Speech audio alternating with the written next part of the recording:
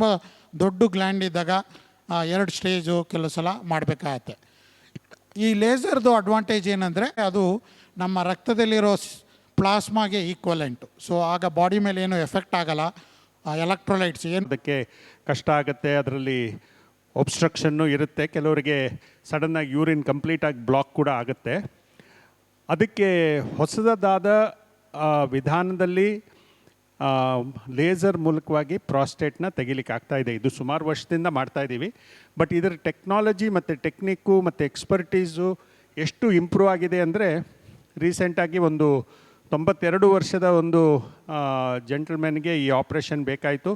ಅದನ್ನು ತುಂಬ ಸೇಫಾಗಿ ಮಾಡಿದ್ವಿ. ಇದರಿಂದ ಏನು ಗೊತ್ತಾಗುತ್ತೆ ಅಂದರೆ, ವಯಸ್ಸಾದರೂ ಕೂಡ ಎಷ್ಟೇ ಡಿಸೀಸಸ್ಸು ಬೇರೆ ಕೋಮಾರ್ಬಿಡಿಟೀಸ್ ಇದ್ದರೂ ಕೂಡ ಇದನ್ನು ಒಳ್ಳೆ ರೀತಿಯಲ್ಲಿ ಮಾಡ್ಬೋದು, ಒಳ್ಳೆ ಫಲಿತಾಂಶ ಇದರಲ್ಲಿ ಸಿಗುತ್ತೆ ಅನ್ನೋದಕ್ಕೆ ಇವತ್ತು ನಮ್ಮ ಯೂರಾಲಜಿ ಎಕ್ಸ್ಪರ್ಟ್ ಡಾಕ್ಟರ್ ದಿನೇಶ್ ಇದ್ದಾರೆ. ಅವರು ಈ ಪ್ರೊಸೀಜರ್ ಬಗ್ಗೆ ಎಕ್ಸ್ಪ್ಲೇನ್ ಮಾಡ್ತಾರೆ. ಎಲ್ಲ ನನ್ನ ಮಿತ್ರ ಪತ್ರಕರ್ತರಿಗೆ, ಜರ್ನಲಿಸ್ಟ್ಗೆ, ನಾನು ಡಾಕ್ಟರ್ ದಿನೇಶ್ ಕುಮಾರ್, ಯೂರಾಲಜಿಸ್ಟು, ಮಣಿಪಾಲ್ ಹಾಸ್ಪಿಟ್ಲು ಮೈಸೂರಲ್ಲಿ. ಇವತ್ತಿನ ವಿಷಯ ಏನಂದರೆ, ಪ್ರಾಸ್ಟೇಟ್ ಎನ್ಲಾರ್ಜ್ಮೆಂಟ್ ಆಗಿ ಅದು ಯಾವ ಥರ ಪ್ರಾಬ್ಲಮ್ ಕೊಡುತ್ತೆ ಮತ್ತು ಅದಕ್ಕೆ ಯಾವ ಟ್ರೀಟ್ಮೆಂಟ್ ಮಾಡ್ತೀವಿ ಅನ್ನೋದು. ಮತ್ತು ಇವತ್ತಿನ ಕೇಸ್ ಬಗ್ಗೆ ಹೇಳೋದಾದರೆ, ಒಂದು 92 year old gentleman who was a retired teacher. He was in Mangalore ಒಂದು ವಿಲೇಜಲ್ಲಿ was a retired teacher. And ಅವ್ರಿಗೇನಾಯ್ತಂದರೆ, he developed unable to pass urine complete block ಆಗಿ, then he went to nearby doctor. ಅವರು they put a catheter, urine pipe ಹಾಕಿ ಅದನ್ನು ಯೂರಿನ್ನ drain ಮಾಡ್ತಾಯಿದ್ರು. So ಅವರು ಮತ್ತೆ ಯೂರಿನ್ನು ಪೈಪ್ ತೆಗೆದ್ಮೇಲೆ ಅವ್ರಿಗೆ ಮತ್ತೆ ಯೂರಿನ್ ಮಾಡೋಕ್ಕಾಗಿಲ್ಲ. ಮತ್ತೆ ಅವರು ಯೂರಿನ್ ಪೈಪ್ ಹಾಕಿ ಅದನ್ನು ಏನಕ್ಕೆ ಹಂಗೆ ಆಗ್ತಾಯಿದೆ ಅಂತ ಅವರು ಸ್ಕ್ಯಾನ್ ಮಾಡಿದಾಗ ಅದರಲ್ಲಿ ಅಲ್ಟ್ರಾಸೌಂಡಲ್ಲಿ ಪ್ರಾಸ್ಟೇಟ್ ಎನ್ಲಾರ್ಜ್ ಆಗಿ ತುಂಬ ದೊಡ್ಡದಾಗಿ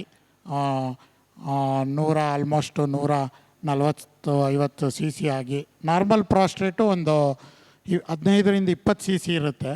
ಇದು ಆಲ್ಮೋಸ್ಟ್ ಒಂದು 10 times ಎನ್ಲಾರ್ಜ್ ಆಗಿ ಅದು ಯೂರಿನ್ ಪೈಪ್ ಒಳಗಡೆ ಬೆಳ್ಕೊಂಡು ಕಂಪ್ಲೀಟ್ ಯೂರಿನ್ ಬ್ಲಾಕ್ ಮಾಡಿ ಅವರು ಪೈಪ್ ಮೇಲೆ ಇದ್ದರು. ಆಮೇಲೆ ಅವರು ಅಲ್ಲಿ ಲೋಕಲ್ ಡಾಕ್ಟ್ರು ಕೇಳಿದಾಗ ಏಜ್ ಆಗಿರೋದ್ರಿಂದ ರೆಗ್ಯುಲರು ಕನ್ವೆನ್ಷನಲ್ ಟ್ರೀಟ್ಮೆಂಟ್ ಏನಂದರೆ ಕರೆಂಟಲ್ಲಿ ಮಾಡುವಂಥ ಒಂದು TURP ನಿಮಗೆ ರಿಸ್ಕ್ ಇದೆ ಅಂತ ಅವ್ರಿಗೆ ಹೇಳಿದರು.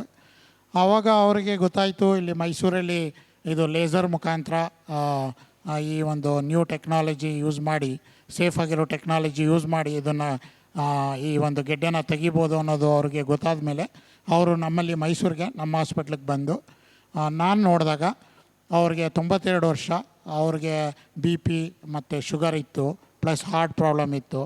ಸೊ ಈ ಥರ ಎಲ್ಲ ಸಮಸ್ಯೆ ಇದ್ದು, ಅದ್ರ ಜೊತೆಗೆ ಈ ಒಂದು ಯೂರಿನ್ ಪೈಪ್ ಹಾಕ್ಕೊಂಡು ಆಲ್ಮೋಸ್ಟ್ ಅವರು 2 ತಿಂಗಳಿಂದ ಯೂರಿನ್ ಪೈಪ್ನ ಕಂಟಿನ್ಯೂಸ್ ಆಗಿ ಹಾಕ್ಕೊಂಡು ಆ ಒಂದು ಪ್ರಾಬ್ಲಮಿಂದ ಅವರು ಸಫರ್ ಮಾಡ್ತಾಯಿದ್ರು. ಸೊ ಆವಾಗ ನಾನು ಅವ್ರಿಗೆ ಎಕ್ಸ್ಪ್ಲೇನ್ ಮಾಡಿ, ಈ ಒಂದು ಲೇಸರ್ ಅಂದರೆ ಏನು, ಅದಕ್ಕೆ ಯಾವ ಥರ ಮಾಡ್ತೀವಿ ಅಂತ.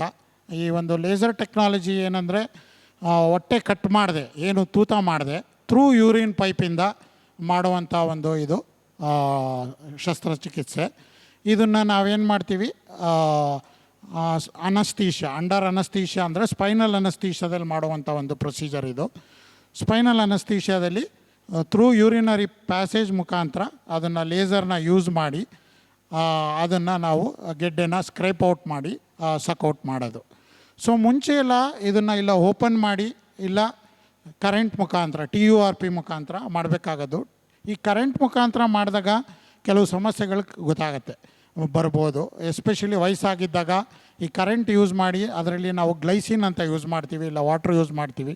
ಸೊ ಗ್ಲೈಸಿನ್ ಯೂಸ್ ಮಾಡಿದಾಗ ಆ ಒಂದು ಫ್ಲೂಯಿಡು ಬಾಡಿಗೆ ಅಬ್ಸರ್ವ್ ಆಗಿ ಹಾರ್ಟ್ ಮೇಲೆ ಒತ್ತಡ ಬೀಳುತ್ತೆ.